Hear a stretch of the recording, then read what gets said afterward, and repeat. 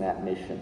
It's not an end in itself. We have to remember that the conference is not an end in itself. It's only of value if it helps to contribute to us achieving our vision and our mission. We want a healthier world for all, free of tuberculosis and lung disease, and we strive to end suffering due to tuberculosis and lung diseases by advancing better prevention and care. We seek to achieve this by the generation, dissemination, and this is mainly about dissemination, and implementation of knowledge into policy and practice. Very importantly, we aim to ensure that no one is left behind, that people are treated equally, and we have a focus on vulnerable and marginalised populations and communities. This is what we are. And we do this with reference to 5 key values that the members of the organisation, the members of the union, regarded as most important to them.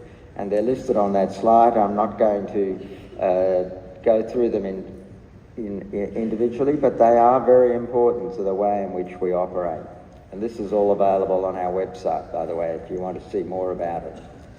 Now, this is an updated slide from the WHO Global TB Report for 2024, and it shows the distribution of the burden of TB, and it shows in part why we're in Indonesia here, because Indonesia is one of the countries in Asia, along with countries in Africa, with the highest burden of tuberculosis. And we also see in this slide many countries where TB has effectively been eliminated as a problem already. For more than 25, 30 years, it's been eliminated in Australia, New Zealand, North America, and large parts of Europe. And what I see when I look at this graph is massive inequality and injustice, and frankly, failure. There is a failure that we have not made the whole map light green. That represents inequality, injustice, and failure. And why are we doing that? Well, what it tells us, why are we in that position? Well, one of the things it tells us is that we need to focus on the burden of disease in those dark green parts of the world, the parts with the high burden of tuberculosis. For the very obvious reason that that's where most TB is.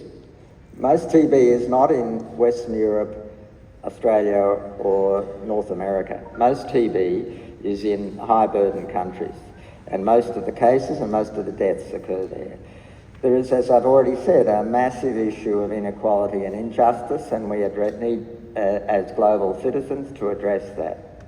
Obviously, the high burden countries are the countries that have the most to gain from interventions to deal with tuberculosis. And finally, it's time for us to stop decades of failure in ending tuberculosis. Decades of failure. We need to stop this failure. Sorry, the last point I wanted to make is that one of the things that we've learned, and I'll come back to this in a moment, is that the epidemiology of tuberculosis is very different in high burden settings to what it is in the low burden settings.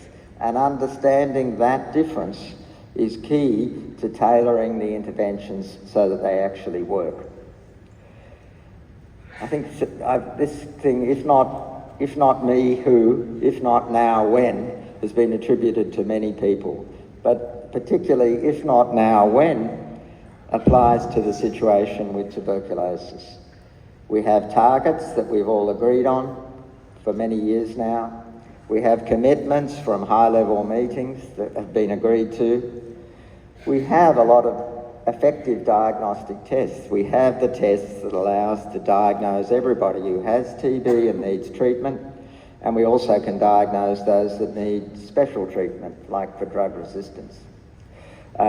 We have the drugs to effectively and safely treat everybody with tuberculosis. These exist and are available, and they save lives and disability in people with TB, but they also, very importantly, can stop the epidemic in its tracks by preventing people from being infected. So this is not to say that there are not many more things that we can do. We can improve the diagnostics, particularly by making them cheaper, and more readily available. We can improve treatments both for TB disease and for TB infection by making it better tolerated, cause less side effects, and making it more available and possibly shorter in regimens. So there are still lots of things we can do, but we have already effective diagnostics and treatments.